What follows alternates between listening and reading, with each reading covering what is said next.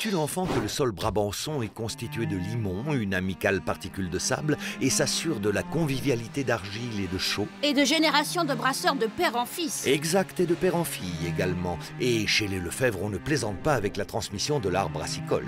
Toujours le même principe depuis plus de 600 ans. On ne change pas une recette qui n'a pour l'humanité que 5000 ans d'existence et 600 ans de vivacité pour la Belgique par l'introduction des moines bénédictins. On use toujours d'eau, de malt d'orge, de houblon et de levure. Oui, l'enfant, pour les bières de type classique. Et la magie de cet art est d'en tirer une variété infinie d'arômes avec comme unique base les fameux 4 éléments. Et pour la fermentation, ça se fait tout seul? Uniquement pour les bières de type lambic de fermentation spontanée. Pour les autres bières, il y a ajout de levure par le brasseur. On mentionne la levure ici en Belgique vers l'an 1300. On parle alors de Hefen. C'est-à-dire soulever. Et il en soulève le coupeur de gueuse tilquin du bon lambic.